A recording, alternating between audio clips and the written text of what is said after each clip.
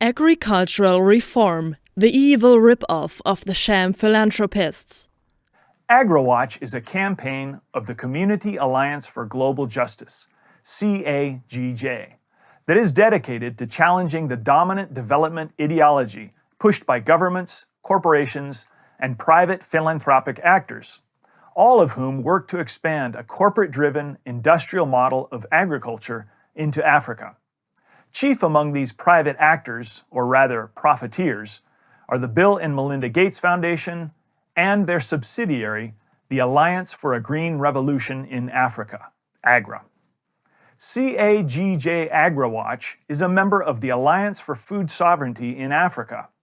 In the following short video, see how aggressively promoted agro-industrialization leads to the death of an enormous number of farmers and generates poor harvests, ruins nature, and produces inferior, even toxic food. As with the mass, tragic vaccination damages and deaths in connection with the staged COVID-19 pandemic, Bill Gates features prominently here, and behind the mask of philanthropist, he funnels gigantic profits into his own pocket and in the process ultimately promotes genocide. On the farm today, wherever you look, you see the handiwork of scientists. Improved crops, more productive soils, more useful, more efficient machinery.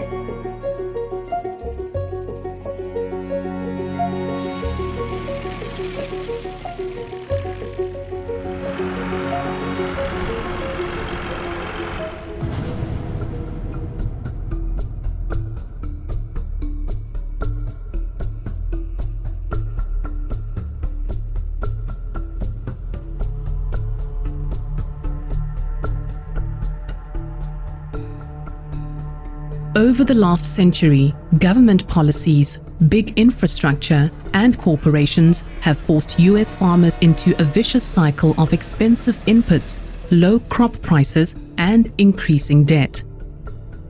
Faced with mounting pressures, many farmers have had to sell their land. Rural landscapes have shifted from a mosaic of small family farms to large-scale industrial operations, many owned by agribusiness companies. Yields of commodity crops like wheat, corn, and soy have increased, but at what cost? Excessive use of fertilizers and pesticides has exposed farm workers, often immigrants, to dangerous chemicals and has caused toxic runoff, contaminating water sources and creating dead zones. Industrial agriculture has become the largest single cause of biodiversity loss worldwide, harming the ecosystems we all rely on for survival. And higher yields haven't meant that everyone can access the food that they need. Over 35 million people in the US, 10.5% of households, were food insecure in 2019, experiencing a lack of reliable and consistent access to food. At the same time, over a third of Americans suffer from health problems caused by the food they eat. And at the end of the day, roughly a third of the US food supply ultimately ends up at a landfill. This is a broken system. Yet, it was exported as a model for a green revolution in Asian and Latin American countries, where it led to long-term economic and social strain in rural areas, pushed many small-scale farmers off of their land, and had negative environmental effects. And it is now being exported to Africa. The Alliance for a Green Revolution in Africa has pushed African farmers to adopt the American way of farming by promoting commercial seeds, chemical fertilizers, pesticides and weed killers, and focusing on commodity crops like corn. The Alliance for a Green Revolution in Africa, AGRA, was created in 2006 by the Gates and Rockefeller Foundations with the aim of improving and modernizing African agriculture. AGRA promised to double crop productivity and the incomes of 20 million smallholder farming families, while cutting food insecurity in half in 20 countries by 2020. After 15 years and over $1 billion spent, AGRA has failed. Productivity gains have remained at the same level as they were pre-AGRA. Farmers have taken on debt they can't pay back, and hunger increased by 30% in AGRA's focus countries.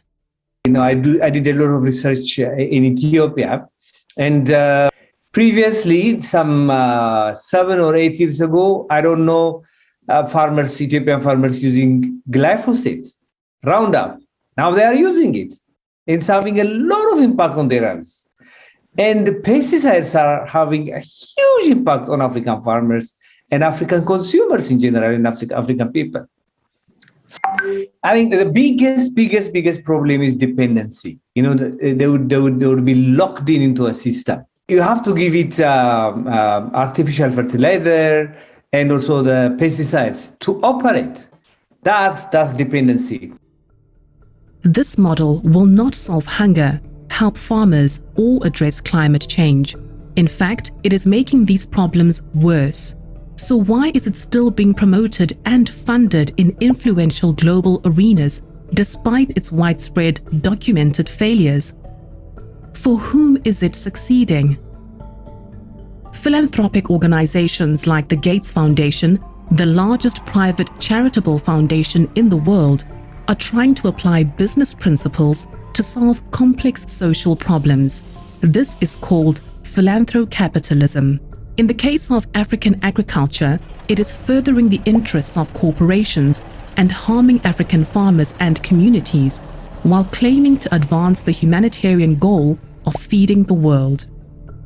In this series, we investigate how this is happening in Africa and hear from people who are working to build more sustainable, equitable, and just food systems.